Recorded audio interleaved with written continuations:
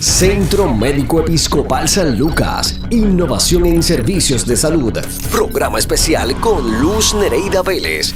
Extraído a ustedes por el Sistema de Salud Episcopal San Lucas. Gracias por seguir en sintonía con nosotros en este programa especial de Vivir con Salud desde el Centro Médico Episcopal San Lucas, acá en el sur de Puerto Rico, esta bella ciudad de Ponce. Y he venido recalcando durante este programa la importancia de acudir al hospital, sobre todo a las salas de emergencia, tanto pediátricas como de adultos, si usted tiene una situación. La pandemia del COVID-19 no debe ser motivo para que usted, si tiene una situación de emergencia, permanezca en casa. Pero para hablar un poquito más, mire, de cómo esta gente se ha preparado desde el día 1, como me dijo el licenciado Elbonel Pontón Cruz, quien es el director ejecutivo precisamente y operacional del Centro Médico Episcopal San Lucas. Buenos días. Buenos días, Luz, buenos días y gracias por estar aquí una vez más con nosotros. Licenciado, los hospitales siempre han estado preparados porque ustedes tienen unas revisiones y tienen, ¿verdad? Se tienen que dejar llevar por el CDC y una serie de estándares, ¿verdad?, que se le exigen una vez establecemos un hospital de seguridad, de desinfección y de higiene. Eso es así, por ser un hospital, por su naturaleza, los hospitales tenemos que seguir una gama de protocolos continuos, día a día, para poder mantener una higiene y un control de infecciones adecuado. Por lo tanto, como parte de los mismos, estamos desde todo el tiempo llevando a cabo unos protocolos, una guía, para que todos los pacientes, visitantes y empleados tengan unas condiciones de salud adecuadas. Así que con lo del COVID, sí hubo unos cambios en ciertos protocolos, pero fue para agudizar y ser más efectivos estos mismos. Sobre todo, ¿verdad? Aquí sabemos que nuestros cirujanos siempre van a usar guantes, van a usar mascarilla. El personal que atiende una sala de cirugía tiene que estar adecuadamente vestido para poder... Eso es algo que se ha hecho siempre, que ahora a lo mejor usamos ¿verdad?, el face shield, que es el plástico, que a lo mejor cada vez que salimos, que siempre también se ha hecho de una sala a la otra, desechamos eso y nos ponemos material nuevo. O sea, la gente siempre ha visto eso en los hospitales, que se haya quizás agudizado un poco y seamos más exigentes es una cosa, pero no por eso y por una pandemia tenemos que dejar de operar un hospital que es tan necesario.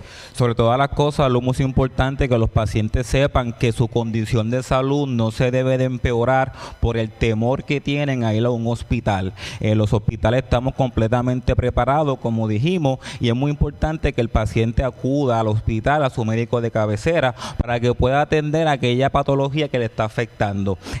Cuando María vimos que muchos pacientes postergaron su visita a los hospitales y cuando fueron su condición ya se había agudizado, había empeorado. Por lo tanto, muy importante, Lu, que el paciente acuda al hospital, a su médico de cabecera, porque no queremos que su condición empeore. Y no solo eso, cuando María, la mitad de las muertes, sino más de la mitad de las muertes, fueron por eso mismo, porque tardaron en ir a una sala de emergencia y en casa no tuvieron el cuidado, debido en muchos casos porque la falta de energía eléctrica y a lo mejor de alguna máquina que se necesitara empeoró las condiciones. ¿Cómo hemos trabajado con esta pandemia aquí en este centro médico, sobre todo en esas salas de emergencia de adultos y pediátricos?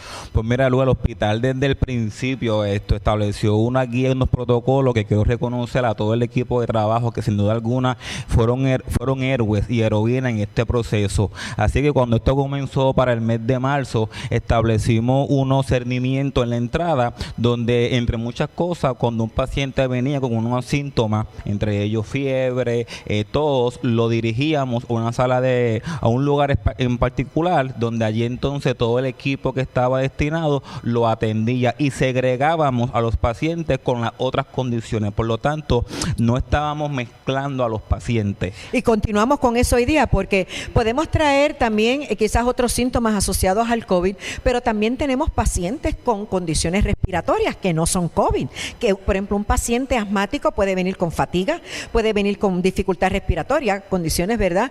Síntomas sabemos que también pueden dar con el COVID, pero es un paciente que tiene que ser atendido de emergencia. Y con fiebre. Aquí vienen estos pacientes que su condición le provoca la fiebre.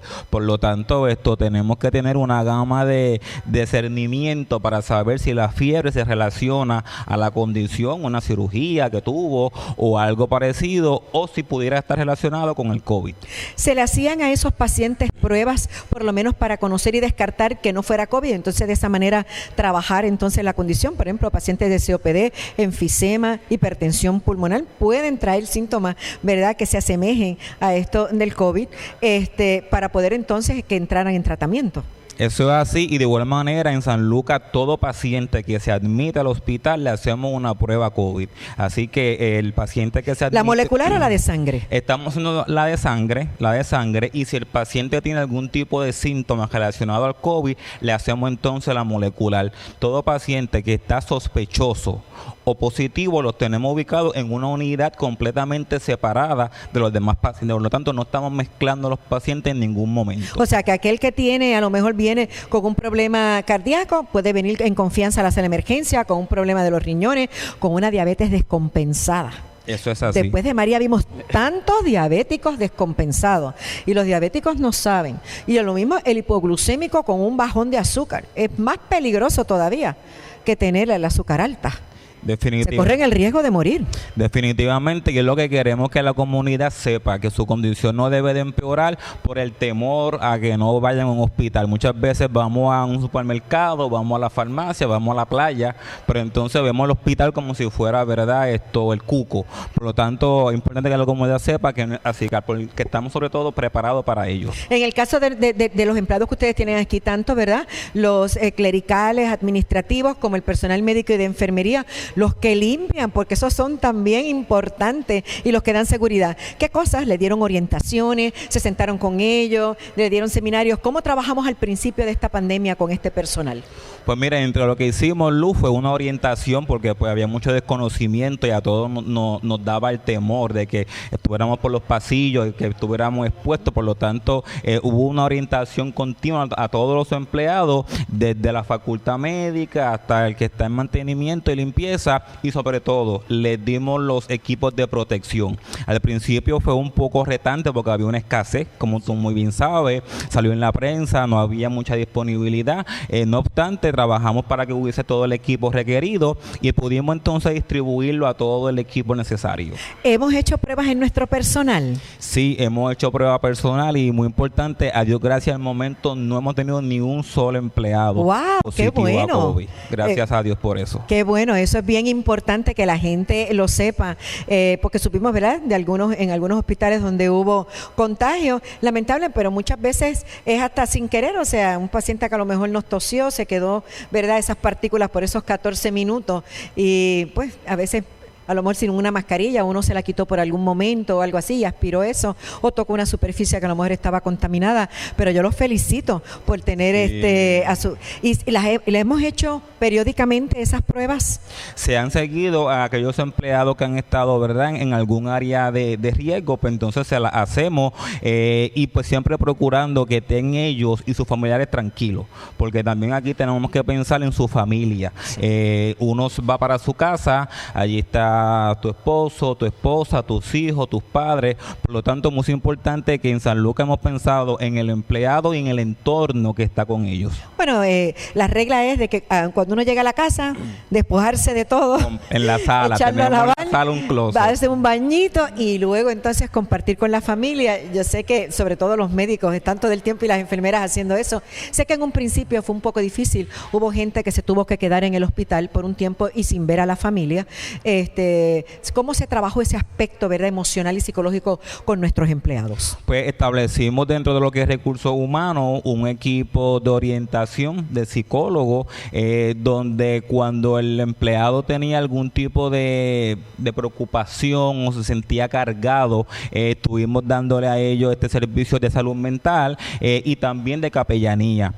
Así que hicimos un equipo de trabajo para cuando el empleado necesitaba ese diálogo, esa poder desahogarse, pues entonces tuviera ahí el equipo disponible. Porque como recibíamos tantas noticias, ¿verdad?, de los hospitales en Italia, en España, en la misma ciudad de Nueva York, como ese personal de enfermería y ese personal médico agotado, cansado, agobiado, lloraban hasta, ¿verdad?, en los posts que ponían, en realidad y ver que tus pacientes se morían en un pasillo, se morían y no podías hacer mucho por ellos, son cosas muy difíciles. O sea, ver decenas de pacientes morir, ¿verdad? Gracias a Dios que en Puerto Rico no hemos tenido hasta el sol de hoy esa situación, pero estos enfermeros, enfermeras y los médicos y el personal que trabaja cerca de los pacientes se identifica con ellos. Y verdaderamente el equipo de protección que se usa es bien incómodo. Estar 12 horas trabajando con la mascarilla, yo me la pongo a veces y uno se siente como un poco asfixiado.